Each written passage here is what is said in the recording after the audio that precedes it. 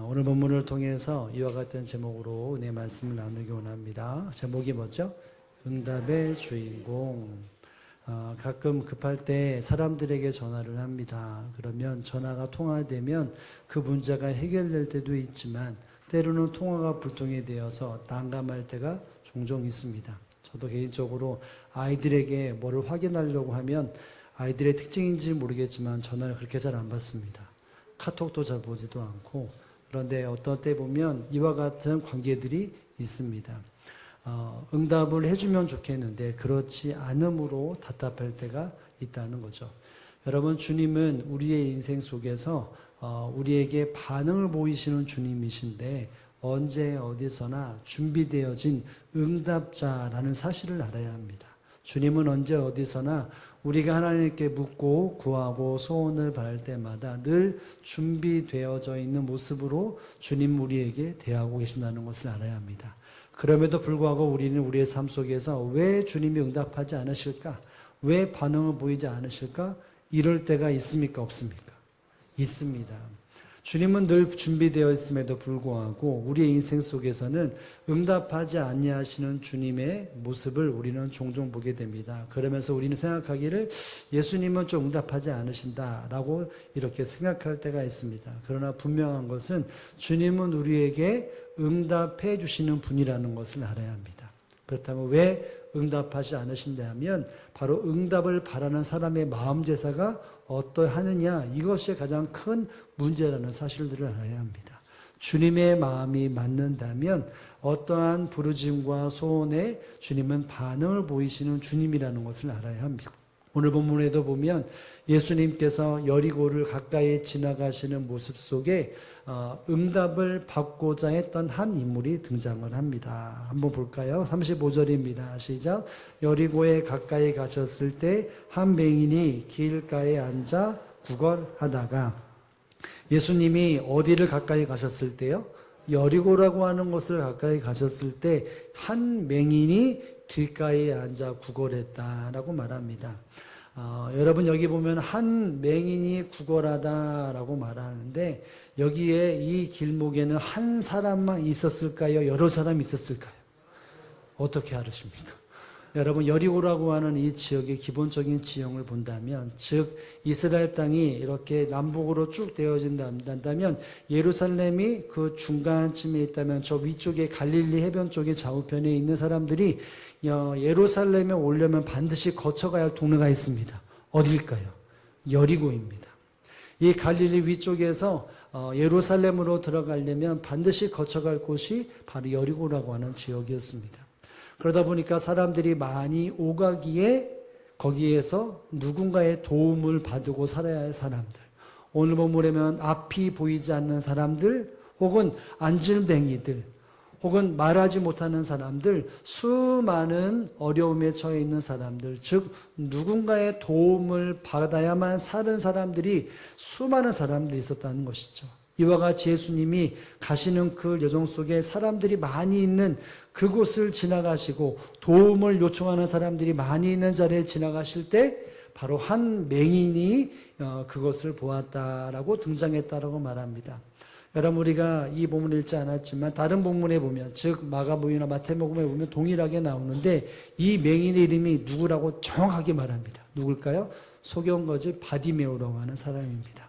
이 바디메오가 여리고의 길가에 있다가 등장을 하는데 사람들이 웅성웅성대는 소리를 듣게 됩니다. 이 소리가 뭔가 물어보기도 하고 사람들의 이야기를 들을 때 그의 머릿속에, 그의 마음속에 딱 꽂혔던 내용이 있습니다.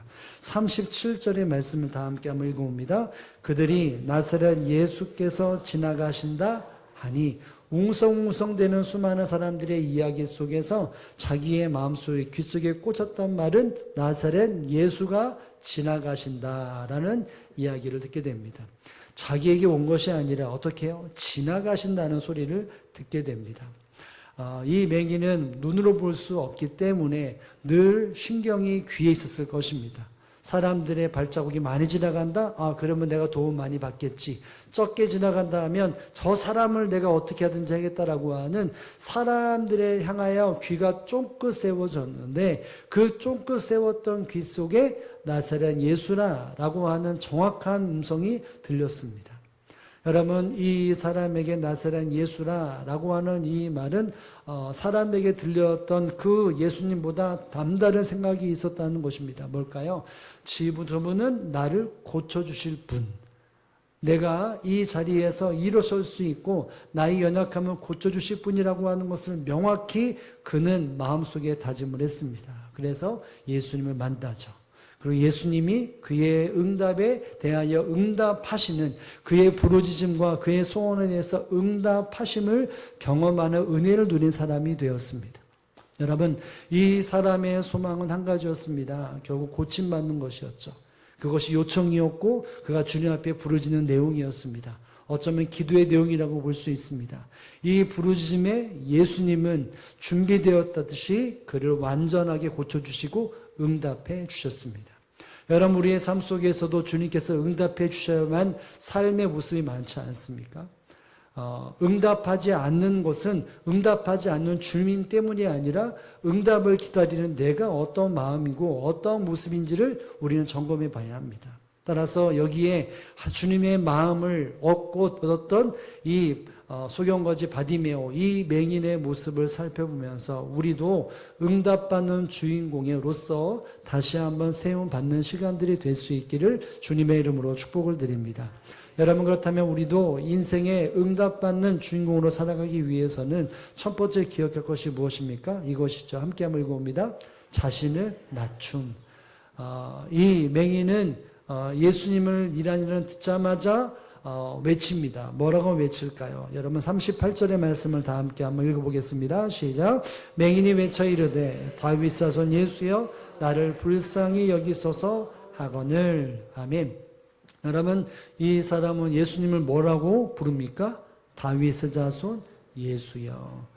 여러분, 세상의 수많은 언어 중에서 예수님을 표현하는 말도 많이 있는데 여러분, 어쩌면 그 말들이 주님을 일컫는 말 중에 온전하게 합당하게 드러내는 언어라고 말할 수 없을 것입니다. 어쩌면 무엇인가 부족이 있는 것이 바로 주님에 대한 존칭인데 여러분, 이때 당시에 유대인들은 메시아가 온다, 예수가 온다라고 하는 그것에 대한 마음을 품을 때 다윗의 후손 중에, 다윗의 자손 중에 온다라고 하는 것이 기본적인 유대인들이 가지고 있었던 메시아에 대한 시각이었습니다. 다시 말한다면 이 사람이 지금 다윗 자손 예수여라고 외치는 것은 자기가 표현할 수 있는 최고의 극존칭으로 예수님을 부른 것입니다. 선생이여 라고 말하지 않고 다윗 자손 예수여, 이것은 자기가 부를 수 있는, 자기가 가진 지식으로서 제일 높은 가치를 두고 있는 분이라는 것을 이렇게 표현한 것입니다. 세상 누구와도 견줄 수 없는 예수님은 바로 다윗의 자손 예수십니다. 이렇게 수많은 자신의 시야와 자신의 시각과 지혜를 가지고 있을 때 최고 높으신 분이라고 하는 시각을 가지고 예수님을 높입니다. 그러면 상대적으로 자기를 표현할 때 뭐라고 언어를 통해서 자기가 어떤 존재인지를 표현합니까? 이렇게 표현하죠. 나를 불쌍히 여기소서. 나를 긍휼히 여겨주소서. 나는 주님 앞에 다가갈 수도 없고 다윗은 예수께 나아갈 수도 없는 연약하고 천하고 미천한 자입니다. 이 마음을 이렇게 표현한 것입니다. 이 맹인은 예수님을 높이고 자기를 저 밑으로 완전히 낮춘 모습으로 자기를 지칭합니다. 주님이 나를 불쌍히 여겨주셔야 합니다. 주님, 나를 긍휼히 여겨주셔야 합니다. 나는 주님 앞에 어느 것 내세울 것이 없는 연약한 자이고 궁쌍한 자이고 긍휼한 자입니다. 라고 존칭을 하게 됩니다. 사람들이 그 말을 때 여기 정말 이런 사람이 있다라고 안내하지 않지 않습니까? 그를 꾸짖어서 조용하라고 말합니다. 그랬더니 이 맹인이 다시 한번 크게 소리치죠. 뭐라고 말합니까? 39절에 보면 앞서가는 자들이 그를 꾸짖어 잠잠하라 하되 그가 더 크게 소리질러 뭐라고요? 다윗 자손이여 나를 불쌍히 여기소서 하니라. 아멘. 똑같은 말을 반복적으로 말합니다. 이 사람은 한 번 외쳤을 때 사람들이 듣지 않고 알아주면 아이 그만 됐지 한 번 외치고 아니면 말고, 이게 아니라 극진히 예수님은 높으신 분이고 자기는 천한 존재라는 것을 다시 한번 강조하고 있습니다. 이 사람은 자기가 어떤 존재인지에 대해서 명확히 알았다는 것이죠.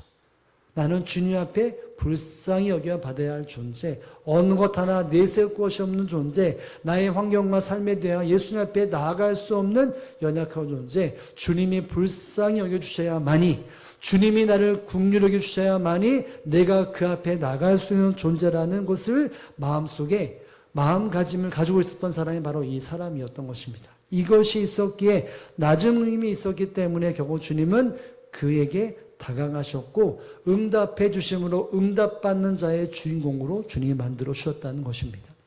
사랑하는 성도 여러분, 하나님께서 원하시고 주님께서 원하시는 그 응답을 얻기 위해서 우리가 믿음의 사람들이 될 것이 무엇입니까? 어떤 상황에서도 자기를 철저하게 낮추는 자가 되어져야 합니다. 하나님을 높이고 하나님 앞에 나는 아무 존재 아닌 것처럼 낮은 마음으로 나아갈 때마다 주님은 그 사람에게 반드시 응답하시는 주님이라는 사실을 믿으실 수 있기를 주님의 이름으로 축복을 드립니다. 높아진 마음, 교만한 마음, 무엇인가 내세운다라고 하는 마음을 갖는다면 주님이 그 마음 앞에 응답에 대한 부분을 하지 않으신다는 것이죠. 주님께서는 모든 것에 대하여 낮은 마음을 가진 사람들에게만 주님이 다가가시고 함께 해주셨습니다. 왜냐하면 높은 마음을 가진 자에게는 그것이 은혜로 작용되어지지 않고 온전한 모습으로 드러나지 않기 때문인 것입니다. 오히려 죄에 뒹구르고 잘못된 길로 가기 때문인 것이죠. 사랑하는 성도 여러분, 따라서 하나님 앞에 응답을 받고자 하는 사람은 반드시 겸손해야 합니다. 낮아져야 합니다. 하나님 앞에, 주님 앞에 내세울 것이 없는 존재인 것을 마음속에 새기면서 늘 낮은 마음으로 주님 앞에 나아가기만 한다면 주님은 반드시 그 사람의 마음을 어루만지시고 귀한 역사 가운데 위로하시고 주님의 뜻을 이루어 주신다는 사실을 믿으실 수 있기를 주님의 이름으로 축복을 드립니다. 여러분은 읽지 않았지만 이 18장의 내용, 그리고 이 앞부분의 이 누가복음의 내용은 주님을 만나고 경험한 사람들의 특징 중에 하나가 바로 낮은 자를 만나셨다는 것에 대한 특징이 있습니다. 우리가 읽지는 않았지만 여러분 18장 이 앞부분의 말씀에 보면 9절부터 14절에 보면 예수님이 비유하시는 장면이 나옵니다. 두 사람이 예수님 하나님 앞에 성전에 나와 기도하는 장면을 비유적으로 설명합니다. 바리새인은 자기가 내세울 만한 의로움들을 가지고 하나님 앞에 기도하며 나는 토색하지도 않고 신앙생활도 열심히 했고 저 옆엔 세리와 같지 않은 삶을 살았습니다. 그렇게 살게 하신 것을 감사합니다 하며 자신의 높아진 마음을 가지고 하나님 앞에 성전에서 기도하는 모습을 보였습니다. 그러나 상대적으로 바리새인이 저 세리와 같지 않음에 대하여 그것에 지칭받았던 세리는 철저하게 자신을 낮추는 모습으로 기도한다라고 비유적으로 말씀하십니다. 우리 한번 읽어볼까요? 13절의 말씀입니다. 시작. 세리는 멀리 서서 감히 눈을 들어 하늘을 쳐다보지 못하고 다만 가슴을 치며 이르되 하나님이여 불쌍히 여기소서 나를 죄인이로소이다 하였느니라. 아멘. 저 사람 바리새인과 함께하지도 못하고 저 멀리 감치 떨어져 있어서 눈을 들어서 하늘을 쳐다보지 못할 정도로 자기의 마음을 낮춥니다. 그러면서 가슴을 치며 하나님이여 불쌍히 여기소서 나는 죄인이로소이다.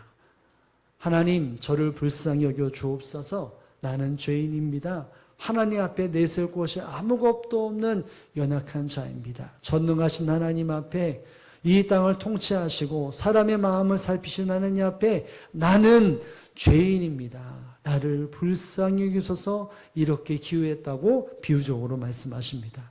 그래서 그 비유에 대하여 주님께서 말씀하시는 강조는 누가 의로운 자인지에 대해서 설명을 합니다.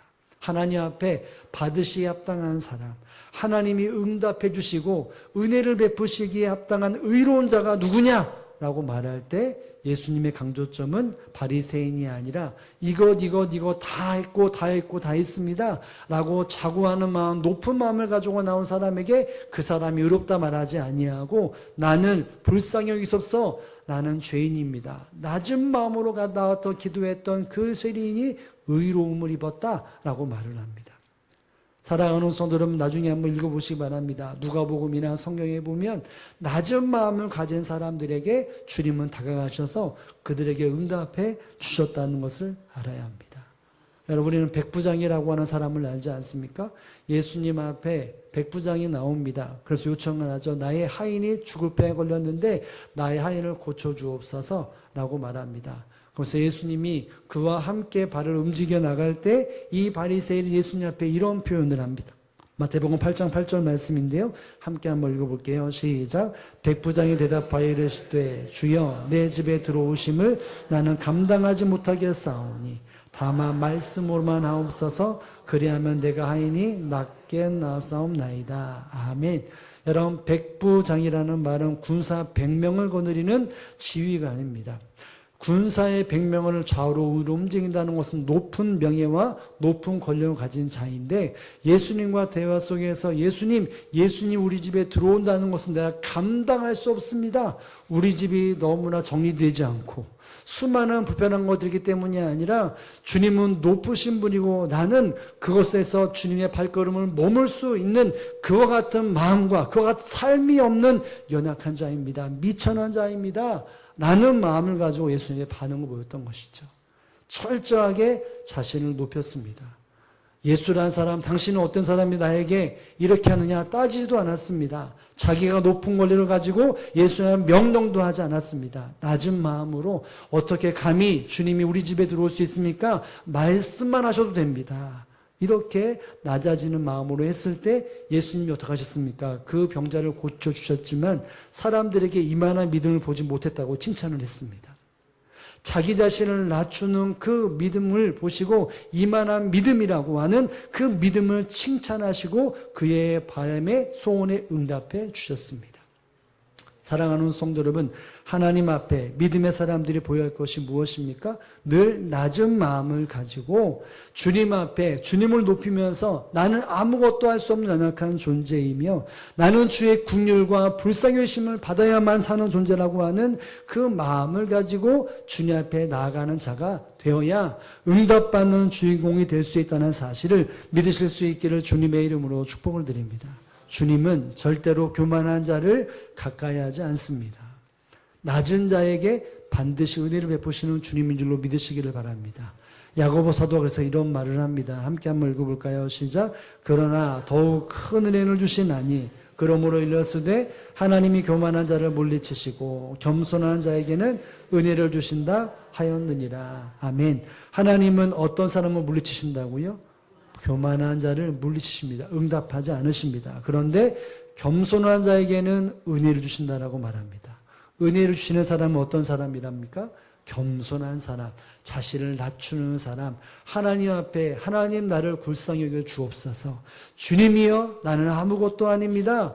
나를 불쌍히 여기소서. 늘 겸손한 마음으로 살아가는 그 한 사람 한 사람에게 주님은 은혜를 베풀어 주십니다. 응답해 주신다는 것이죠. 사랑하는 성도 여러분, 믿음의 사람의 능력이 무엇입니까? 자기를 낮추는 것이 능력입니다. 인생을 살아가면서 반드시 점검하고 놓치지 말아야 할 것이 있다면 하나님 앞에 자신을 낮추는 사람이라는 것을 날마다 점검해야 합니다. 여러분, 자기가 높아지면 말도 높아지고 목소리도 높아지고 생각도 높아지게 됩니다. 그러나 모든 것에 주님이 어떤 분인지를 인정하고 살아간다면 어떤 환경에서 자기 이름을 높이지 않고 목소리를 높이지 않습니다. 왜냐하면 모든 것에 가장 온전한 분은 하나님밖에 주님밖에 없기 때문입니다.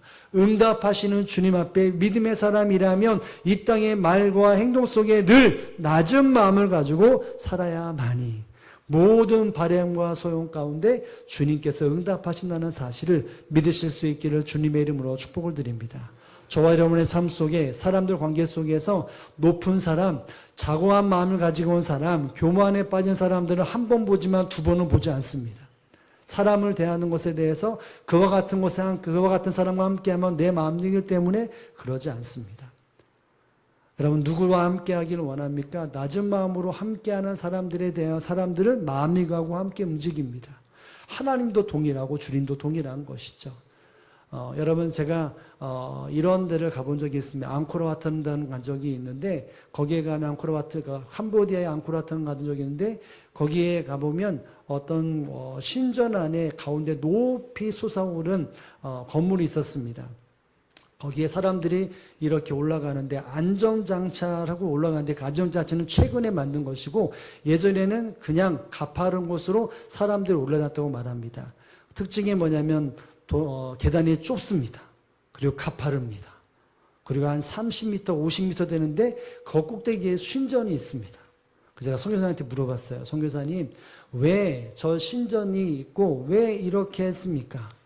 좀 편하게 가고 그렇게 가면 좋은데 왜 그렇습니까? 라고 말할 때 캄보디아 사람들이 저 신 앞에 갈 때 낮은 마음으로 몸을 완전히 낮추고 신께 가는 그 길에 대하여 마음이 품었기 때문에 그렇게 만들었다는 것이죠. 자칫 고개를 세우고 허리를 펴면 낭떠러지 떨어집니다. 바짝 붙여서 한 걸음 한 걸음, 두 계단도 안 됩니다. 천천히 낮아서 그 신에 올라갑니다. 여러분, 세상의 사람들도 세상에 자기가 위로를 받기 위해 사람들에게 저 존재 앞에 나갈 때마다 그와 같은 마음으로 나아가 위로를 얻는다면 어떻게 보면 진정한 위로도 아니고 응답도 아니겠죠. 믿음의 사람이라면 어떻게 해야 합니까? 낮은 마음으로 가야 합니다. 자고한 마음이 아니라 오직 주님밖에 없습니다. 주님이 아니면 안 됩니다. 이한마 같은 마음으로 가야 한다는 것이죠.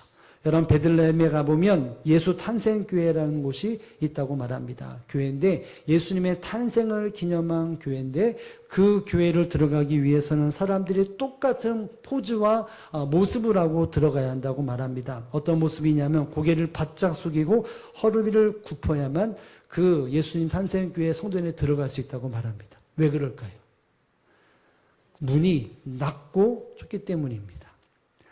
예수님을 경배하고 예수님을 만나러 가기 위해서는 허리를 바짝 세우고 고고한 상태로 가는 것이 아니라 고개를 숙이고 허리를 숙여 마치 하나님을 경외하고 하나님 앞에 자기가 어떤 존재인지를 인식하며 들어가는 것처럼 여러분 그렇게 하기 위해 예루살렘에 있는 베들레헴에 있는 예수 탄생교회는 그와 같은 곳으로 사람들에게 그 길을 열어주었다고 말합니다. 사랑하는 성도 여러분, 우리가 이 땅에 살아갈 때 응답을 받아야 되는데 응답받지 못하는 형편에 있다면 우리가 점검할 것이 있습니다. 내가 하나님 앞에 교만한 마음이 있지 않는가? 내가 날마다 고개 숙이면서 주님 나를 불쌍히 여기죠. 나는 아무것도 아닙니다. 은혜만을 구하는 모습으로 그 심정과 믿음으로 가고 있는지를 우리가 점검함을 통해 주님께서 늘 준비된 응답으로 우리와 함께 하실 때에 우리 또한 낮아지는 마음으로 겸손한 마음으로 늘 응답하시는 주님을 경험하는 주인공들로 삶을 살아가는 저와 여러분의 삶이 되어지기를 주님의 이름으로 축복을 드립니다. 본문의 두 번째는 진정한 응답받는 주인공의 또 다른 모습인데요. 우리 함께 두 번째는 뭘까요? 하나님께 영광을 돌린다. 하나님을 높이고 하나님 앞에 삶을 드리는 것이죠. 여러분, 이 맹인은 주님 앞에 보기를 원합니다 라고 고백을 합니다. 그랬을 때 주님은 고쳐주십니다. 고침을 받자마자 그가 했던 모습은 43절입니다. 한번 43절에 있습니다. 시작. 곧 보게 되어 하나님께 영광을 돌리며 예수를 따르니 백성이 다 이를 보고 하나님을 찬양하니라. 아멘. 여러분, 곧 보게 되어 그 눈이 딱 떠지자마자 그가 했던 모습은 무엇입니까? 하나님께 영광을 돌렸습니다. 이것은 내 능력, 내 힘, 내 의지가 아니라 하나님이 행하신 것이고 주님이 행하신 것입니다. 이 모든 것은 주님이 행하신 것이고 하나님께 영광이 됩니다. 이렇게 말을 하고 있습니다. 여러분, 앞서 말했던 것처럼 이 부분에 대해서 마태복음도 마가복음도 나와 있는데 이 누가복음의 이 사건의 강조점이 뭐냐면 하나님께 영광을 돌렸다는 것이 누가복음의 강조점입니다. 이 부분의 마지막 부분 이것을 보았던 사람들도 하나님을 찬양했다. 하나님을 높이고 하나님께 영광을 돌리는 모습이 수많은 사람들과 함께 어우러졌다는 것에 대하여 강조점을 준다고 말합니다. 받을 수 없는, 응답받을 수 없는 환경 속에 응답을 받은 것에 대하여 이 응답자의 온전한 진정한 모습은 그 모든 것이 하나님의 은혜인 줄로 알아서 하나님께 영광이 되어지고 하나님을 높였다는 것입니다. 내가 주님 앞에 부르짖었고 내가 스스로 낮아졌기 때문에 이것이 이루어졌다 이렇게 말하는 것이 아니라 이 모든 것은 하나님의 신적인 권능이고 주님의 신적인 권능이고 주님께 영광을 돌릴 수밖에 없는 것이 그의 모습이며 그의 고백이었던 것입니다. 그래서 뒷부분에 보면 뭐라고 말합니까? 이것이 영광스러운 것이고 내게 주신 은혜인 줄 알아. 누구를 따랐다고요? 예수님을 따랐다는 것이죠. 여러분 여기서 따랐다라고 하는 것은 예수님과 함께 제자들이 무리로서 예수님을 쫓아다녔던 것처럼 이 사람이 그들의 무리 속에 속하여서 예수님을 따랐다는 것입니다. 내 인생의 막막한 현실 속에 주님이 나를 고쳐주셨기 때문에 국리로 고쳐주기 때문에 내 삶을 드려 하나님 앞에 영광을 올려드렸다는 것입니다.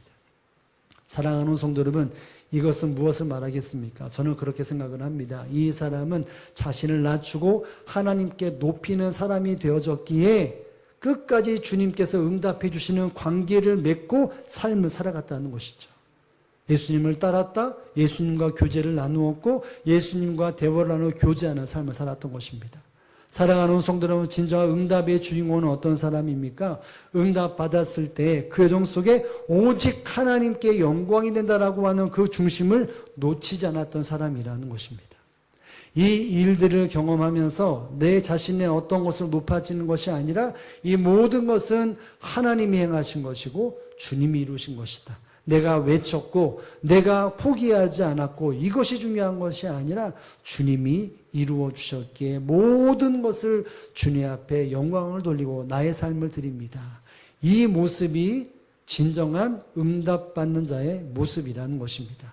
한 번 응답받는 거 끝나는 것이 아니라 계속해서 응답받는 삶의 모습이 바로 이 모습 가운데 드러나고 있다는 것을 기억할 수 있어야 합니다. 사랑하는 성도 여러분, 하나님은 겸손한 사람에게 응답을 주십니다. 겸손한 사람의 응답을 주지만 계속해서 응답을 주실 때는 반드시 하나님께만 영광이 들리는 그 사람 한 사람, 삶으로 하나님 앞에 영광을 돌리는 사람에게 계속해서 응답을 주신다는 사실을 여러분 믿으실 수 있기를 주님의 이름으로 축복을 드립니다. 여러분 이것이 너무나 당연한 것 같지 않습니까? 누구나 다 이렇게 할 것 같지 않습니까? 여러분 그런데 누가복음 17장에 보면 전혀 다른 모습이 드러납니다. 누구든지 주님의 은혜를 경험하면 하나님께 영광 돌리는 것이 당연한 것 같은데 그러지 않는 모습도 많이 등장한다는 것이죠. 여러분 누가복음 17장에 보면 10명의 나병 환자가 예수님 앞에 나와서 우리를 불쌍히 여겨 주옵소서라고 간청을 합니다. 예수님은 그 10명에게 똑같은 말로 한마디로 사람들에게 말하면 너희 몸을 제사장에 가서 보여주어라 라고 말을 합니다. 여러분 제사장에 보여주라고 하는 것은 다 나았을 때 확인하기 위해 제사장에 가는 것인데 그 10명은 다 예수님의 말씀에 순종하여 제사장에 갑니다. 그런데 가는 도중에 깨끗함을 다 받게 됩니다. 그 깨끗함을 받고 난 이후에 그 상황에 대해서 이렇게 표현을 합니다. 우리 한번 누가복음 17장 15절 16절 말씀을 다 함께 한번 읽어봅니다. 시작. 그 중에 한 사람이 자기가 낳은 것을 보고 큰 소리로 하나님께 영광을 돌리며 돌아와 발 아래 엎드려 감사하니 그는 사마리아 사람이라. 아멘. 그 중에 한 사람만 돌아와 자기가 낳은 것을 보고 큰 소리로 누구에게 영광을 돌렸다고요? 하나님께 영광을 돌렸습니다. 이것은 하나님이 행하신 것입니다. 우리가 순종하며 걸음을 걸어가는 것, 이것이 중요한 것이 아니라 내가 고침받는 것은 오직 하나님이 행하시고 예수님의 명령에 따라 예수님의 권능입니다 라고 하나님 앞에 영광을 돌립니다. 그리고 예수님 앞에 엎드려 감사 표현을 합니다. 10명 중에 몇 명이요? 한 명만. 근데 그 한 사람이 누구입니까? 사마리아 사람입니다. 여러분 사마리아 사람은 유대 사람들이 사람을 취급하지 않는 사람입니다. 근데 그 사람만이 하나님 앞에 영광을 돌리고 예수님 앞에서 엎드려 감사 표현했습니다. 9명은 주님의 권능과 응답을 경험했지만 그냥 돌아갔습니다. 근데 한 명은 예수님 앞에 나와 응답받은 것에 대한 감사의 표현, 하나님을 영화롭게 하며 주님과의 교제를 나누었습니다. 여러분 무엇을 말합니까?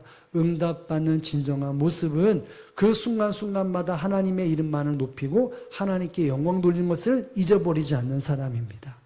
그리고 주님과 더 깊은 교제로 나아가는 사람입니다. 그 은혜를 누리는 사람이라는 것이죠. 사랑하는 성도 여러분, 우리가 우리의 인생 속에서 성도와 성도의 삶 속에서 끊임없이 응답을 받기 위해서는 응답받는 그 전으로 끝까지 하나님께만 영광이 되고 주님의 이름만 높이는 삶을 살아야만이 이와 같은 역사가 이루어진다는 사실을 믿으실 수 있기를 주님의 이름으로 축복합니다. 쉬운 것 같은데 사람들이 안 합니다. 너무나 당연한 것 같은데 사람들은 안 합니다. 그래서 응답받는 것으로 한 번 응답만으로 멈춰보는 사람들이 많은 것이죠. 그러나 이것은 하나님께서 믿음의 사람들에게, 아니요, 이 땅의 모든 사람들에게 바라시는 바라는 것을 알아야 합니다. 하나님의 은혜를 경험한 사람이라면, 진정한 하나님의 사람이면 그것을 가지고 오직 하나님께만 영광이 되어져야 합니다. 여러분, 이사야 43장 21절 말씀 어디요? 이사야 43장 21절에 보면 우리가 잘 아는 말씀이 있는데요. 이 말씀이 있죠. 아마 많이 들었을 텐데 한번 읽어볼게요. 시작. 이 백성은 나를 위해 하셨나니 나의 찬송을 부르게 하려 함이라. 아멘. 하나님의 권능으로 창조받은 은혜받은 모든 사람에 대하여 하나님께서 기대하시는 바, 그 목적은 바로 하나님을 찬송하게 하는 것, 하나님을 높이게 하는 것, 하나님께 영광을 누리는 것, 이 목적으로 사람들은 창조받았고 놀라운 영광을 받았다는 것입니다. 사랑하는 성도 여러분, 당연한 것이고 당연한 이치입니다. 그러나 많은 사람들이 이것을 목적으로 생각하지 않습니다. 하나님의 역사, 창조의 역사를 생생하게 경험하고 체험했어도 하나님의 찬양하는, 하나님의 높이는 이 목적을 이루는 사람들이 많이 있다는 것이죠. 여러분, 우리는 기억해야 합니다. 우리가 응답받는 주인공의 진정한 응답받기 위해서는 철저하게 하나님께만 영광이 되어지고 높이는 자의 삶을 살아가야 합니다. 그리고 그 모든 인생을 주님과 교제하는 모습으로 끝까지 삶을 내어드려야 합니다.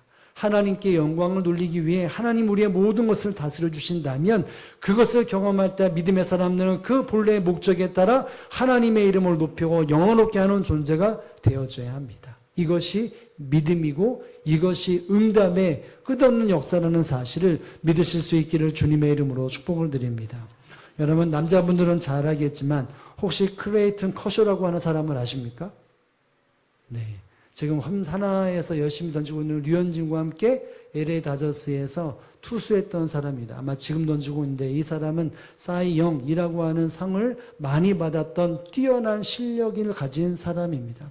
네, 이 사람은 자기 자신의 성공을 자랑하는 것보다 하나님께 영광을 돌리는 삶을 선택했던 사람이라는 것을 우리는 알 수 있어야 합니다. 이 사람은 시즌이 끝나고 나면 아내와 함께 꼭 하는 것이 있습니다. 그것이 무엇이냐면 아프리카, 잠비아 등등에 가서 어려운 사람들에 가서 자원봉사도 하고 그들에게 위로를 주고 그들을 돕는 일을 끊임없이 한다고 말을 합니다. 봉사활동을 합니다. 그는 이렇게 고백을 합니다. 하나님께 영광을 돌리기 위해 사는 일이 우리의 삶의 목적이라고 믿는다. 나의 삶의 목적은 하나님께 영광을 돌리기 위해 사는 일이 나의 삶의 목적이라는 것을 나는 믿고 믿으며 지금까지 살고 살아가고 있다라고 말을 합니다. 성경적으로 본다면 합당한 모습이겠죠. 하나님께 주시는 이루시는 것들을 반응하여 받았는데 그것을 가지고 내 욕심으로 내 만족으로 나의 권위를 채우는 것보다 하나님 앞에 이와 같은 모습으로 끝까지 나의 삶을 영광을 돌리기 위해 끊임없이 드리는 것, 이것이 신앙과 믿음의 진정한 모습인 것입니다. 사랑하는 성도 여러분, 주님은 분명히 응답을 하시고 준비하고 계십니다. 그러기 위해서 우리가 누리기 위해서 할 것이 무엇입니까? 늘 낮은 마음으로 주님 앞에 가야 합니다. 주님, 나를 불쌍히 여겨 주옵소서. 나를 긍휼히 여겨 주옵소서. 나는 천한 사람입니다. 나를 제발 붙들어 주옵소서. 이와 같은 간절함이 있어야 합니다. 낮아진 모습이 있어야 합니다. 그리고 무엇보다도 무엇이 있어야 합니까? 하나님께만 영광이 되고 하나님의 이름만을 높이는 자가 되어야 진정한 부르짖음의 응답의 주인공이 될 수 있다는 사실들을 기억하며 이 한 주간 하나님 앞에 내세울 것이 있고 자기의 자고한 어떤 조건이 있다 할지라도 낮아짐으로 주님 앞에 나아가는 한 주간이 되어지기를 바라겠고 무엇보다도 그 순간순간마다 오직 하나님께만 영광이 되고 주님을 온전히 쫓아 끝없이 응답받는 주인공으로 삶을 살아가는 저와 여러분의 삶이 되어지기를 주님의 이름으로 축복을 드립니다. 우리 함께